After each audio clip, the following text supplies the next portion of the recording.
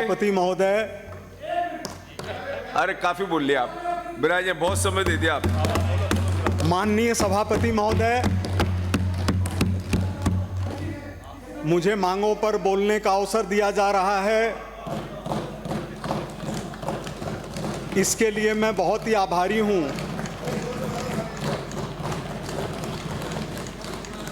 परित्राणाय साधूनां विनाशाय च दुष्कृतां धर्म संस्थापनार्थाय संभवामि युगे युगे। यत्र योगेश्वरः कृष्णो यत्र पार्थो धनुर्धरः तत्र श्री विजयोर्भूति ध्रुवा नीतिर्मतिर्मम। आज सौभाग्य की बात है कि आपकी कृपा से ऐसी मांग पर बोलने का अवसर मिल रहा है जो देवस्थान से जुड़ी हुई है। मैं सबसे पहले खाटू श्याम जी मंदिर के लिए 100 करोड़ रुपए की व्यवस्था और दीपावली, होली, शिवरात्रि, रामनवमी जैसे त्योहारों के लिए 600 मंदिरों के लिए 13 करोड़ रुपए की साज सज्जा और आरती की व्यवस्था करने के लिए माननीय श्री भजनलाल जी, हमारी माननीय वित्त मंत्री जी और हमारे संबंधित मंत्री श्रीमान जोराराम जी का बहुत बहुत आभारी हूं। इस अवसर के ऊपर मैं अपनी बात शुरू करने से पहले यह निवेदन करना चाहता हूं कि खाटू श्याम जी, सालासर बालाजी,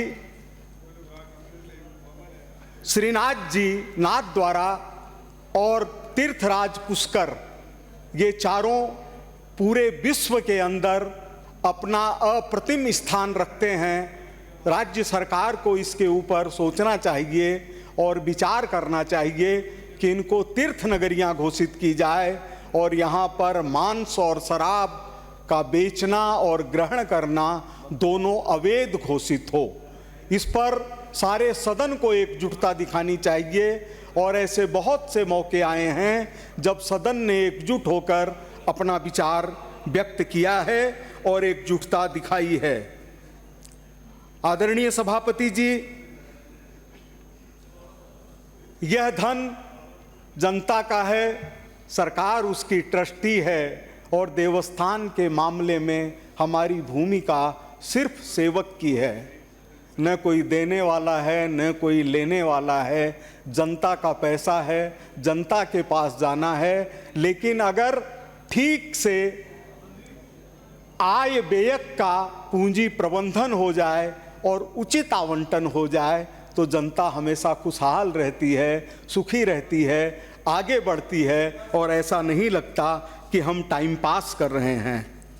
आदरणीय सभापति महोदय, राजस्थान के 50 ऐसे स्थान हैं जहां के लिए राज्य सरकार ने घोषणा की है कि उनका उद्धार किया जाएगा, उन्हें आगे बढ़ाने का प्रयत्न किया जाएगा।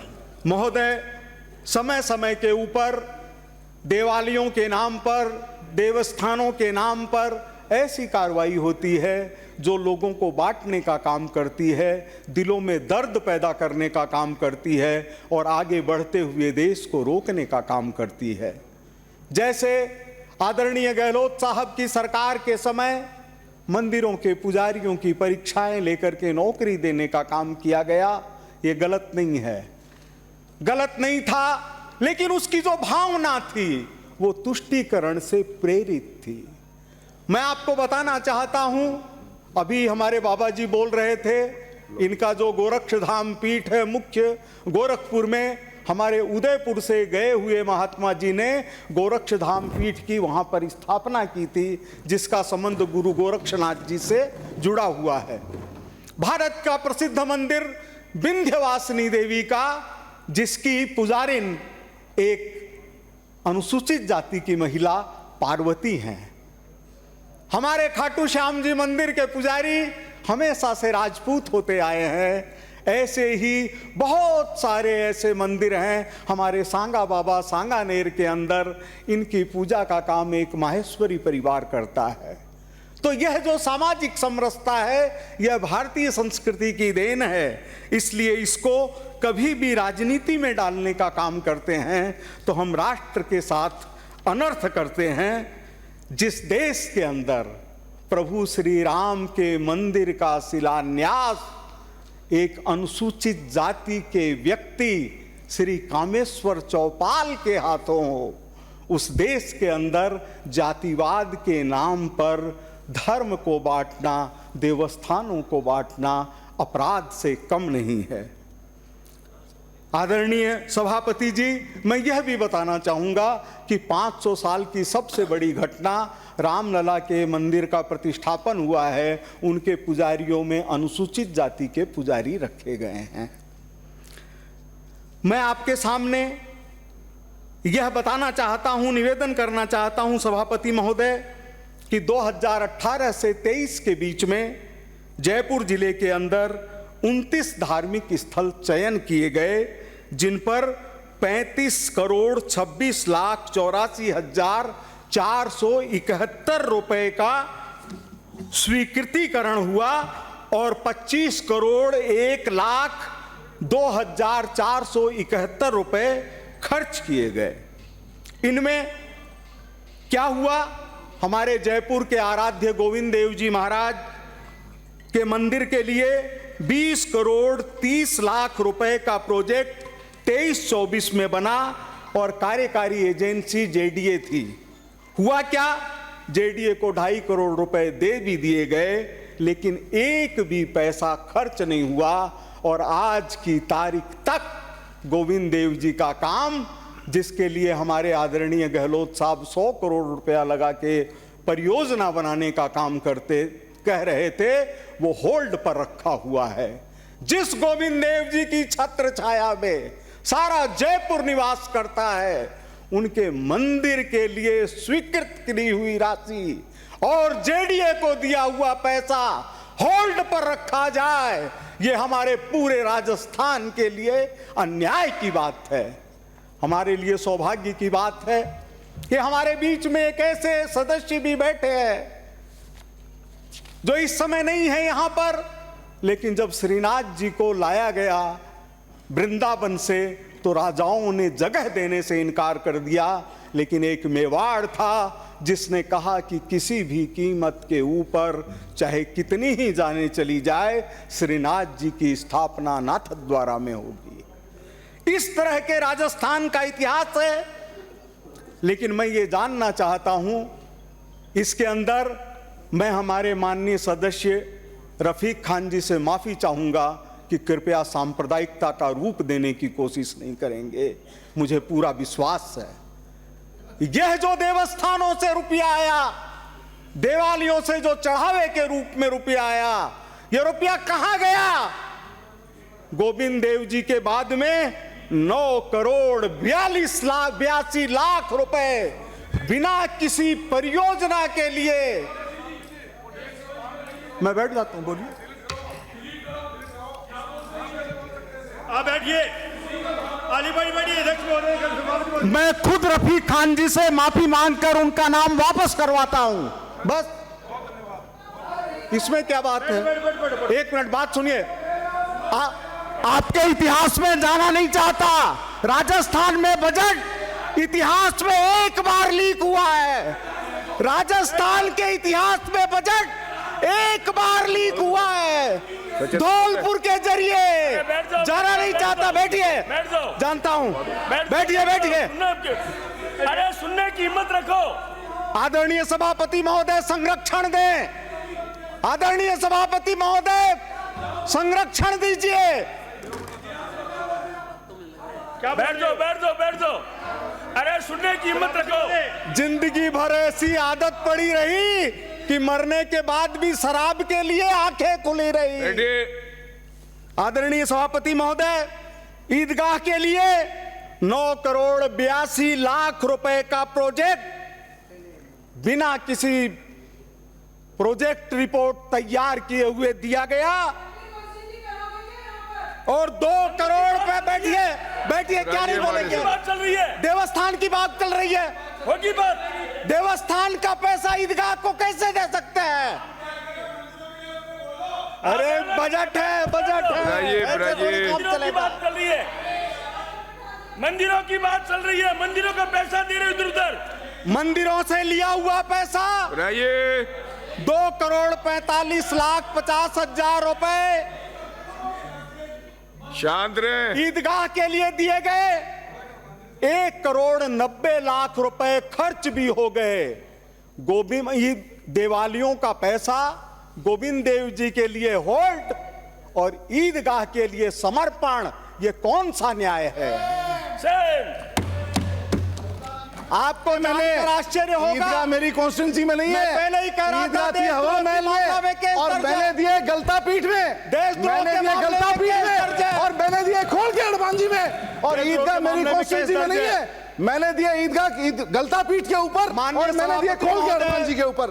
बातें करते हो जातिवाद की। माननीय सभापति महोदय, संरक्षण दीजिए, संरक्षण दीजिए। दरगाह 4 दरवाजा को मंदिरों का 95 लाख रुपया दिया गया। दरगाह सांभर को 70 लाख। जामा मस्जिद जोहरी बाजार पर प्रोजेक्ट राशि का कुछ अता पता नहीं और 1,62,00,000 दिया गया। जब मस्जिदों से पैसा आता नहीं, मंदिरों की भावना का चढ़ावा मस्जिदों के लिए खर्च करना, यह कहां का न्याय है सभापति महोदय? मैं वहां से बाहर आ रहा हूं, अब असली जगह आ रहा हूं। आदरणीय सभापति महोदय, रफीक जी आखिरी कार्यकाल है आपका, आखिरी। वहीं आ रहा हूं, चिंता मत करिए। आदरणीय सभापति महोदय, मुझे पता था तकलीफ होगी। घाव का ऑपरेशन करने पर तकलीफ स्वाभाविक है। इंजेक्शन लगेगा तो दर्द होगा और जब दर्द होगा तो सिसकारी निकलेगी और सिसकारी निकलेगी तो जुबान खुलेगी और जुबान खुलेगी तो आह निकलेगी। 347 पर को बंद कर दे। आदरणीय सभापति महोदय, 2 मिनट पहले मुझे दुख इस बात का है श्रवण कुमार बोल ही लिया। कि ये पैसा खर्च करते समय 5 साल तक गहलोत सरकार ने कोई सर्वेक्षण करवाने का काम नहीं किया। कोई सर्वे नहीं। इधर से आओ और इधर ले जाओ। कहीं से 50 लाख पता नहीं कहां से आए और किसी को दे दो। 2 एमएलए खड़े हैं, दे दो दे दो दे दो दे दो। किसको दे दो? हत्यारों को दे दो। आदरणीय सभापति महोदय, आपके सामने मैं एक ऐसा विषय लाना चाहता हूं जिस जगह से यहां की विधानसभा भी जुड़ी हुई है। बहुत सी मंदिर माफी की जमीनें कांग्रेस के राज में जिनको बेचा नहीं जा सकता, उनको गैर कानूनी तरीके से परिवर्तित करके और समर्पित करवाया जाता है और मंदिरों की भूमि हाथ से निकलती जा रही है। जल महल के पास में एक होटल बनी। एक बड़े नामी गिरामी, कभी कांग्रेस कभी बीजेपी से जुड़े व्यक्ति ने मंदिर माफी की जमीन पर होटल बनवाया। सरकार को जमीन समर्पण करवाई और सरकार ने उनको एलोट करने का काम कर दिया। अपना ये विधानसभा, इसके बगल में शमशान है, विधानसभा के बीच में मंदिर माफी की जमीन थी। बेचारे मुआवजा मांगते रह गए, आज तक उनको मुआवजा नहीं मिला। आज तक उनको मुआवजा नहीं मिला। प्लीज पाकिस्तान की बात प्लीज कीजिए। बात समाप्त करें अपनी। नहीं, समाप्त कैसे करूं? मेरा समय लूंगा मैं कोई जबरन बोलने वाला नहीं हूं। हाँ, मैं जबरन बोलने वाला नहीं हूं। मेरा समय चाहिए मेरे को। आपका मेरा समय निवेदन है वही नहीं समय। अभी कितने मिनट हुए? कि 5 मिनट बाकी है अभी पुजारी, बाकी है। 1 मिनट, आप विराजिए। आप, ये मेरा काम है, आप विराजिए। आप आदरणीय विराजिए। सभापति महोदय, पुजारी जिस तरह से आत्महत्या कर रहे हैं, जिस तरह से उनकी हत्याएं हो रही है, उनके पास भगवान का भोग लगाने के लिए भी पैसा नहीं है, उनके पास में ठाकुर जी की पूजा करने के लिए भी पैसा नहीं है, खुद के पास भी परिवार की पालना करने के लिए पैसा नहीं है। एक कमेटी बना करके ऐसी व्यवस्था की जाए कि पुजारियों की समस्याओं पर ध्यान दिया जाए। अब मैं दूसरी मांग, जिसको मैं संक्षिप्त में पढ़ करके खत्म करना चाहता हूं, बस आप कहेंगे तो टेबल कर दूंगा, 2 मिनट बोल दूंगा। आप टेबल कर दीजिए, क्योंकि 2-3 मिनट बोल देता हूं। 1 मिनट में आपकी अपनी हाँ, बात समाप्त ठीक। कीजिए। आदरणीय सभापति महोदय, मैं आपके माध्यम से निवेदन करना चाहूंगा कि 9 मार्च 2018 को इसी सदन में Rajasthan electropathy system of medicine act 2018 सर्वसम्मति से पारित हुआ था। 11 अप्रैल 2018 को माननीय राज्यपाल महोदय के अनुमोदन के बाद राजस्थान राजपत्र में प्रकाशित हो चुका है। 5 अक्टूबर 2018 को मुख्यमंत्री कार्यालय द्वारा इलेक्ट्रोपैथी बोर्ड गठन करने के लिए 7 सदस्यों का चयन किया गया, लेकिन इसके बाद में यह एक ठंडे बस्ते में डाल दिया गया। यह सौभाग्य की बात है कि इलेक्ट्रोपैथी विधा के संबंध में परीक्षण करके नियम बनाने की घोषणा इस बार की गई है। इससे इलेक्ट्रोपैथी चिकित्सा पद्धति के विकास का द्वार राजस्थान सरकार ने खोलने का काम किया है। आखिरी 2 वाक्य हैं कि मेरा सभापति महोदय आपके माध्यम से मंत्री जी से निवेदन है कि ये 7 सदस्य जो बनाने का काम है यह भी किया जाए, बोर्ड को अमली जामा पहनाया जाए और शिक्षा और अनुसंधान के लिए बजट का आवंटन किया जाए। इतना ही कह करके मैं कहना चाहता हूं कि माननीय प्रधानमंत्री श्री नरेंद्र मोदी जी ने श्री अपने रतन भवन देवासी के जी, अंदर प्रवेश करते समय श्री रतन अनुसूचित देवासी जी, जाति की बच्ची को सबसे पहले प्रवेश करवाया था। यह है भारतीय जनता पार्टी की संस्कृति। विराज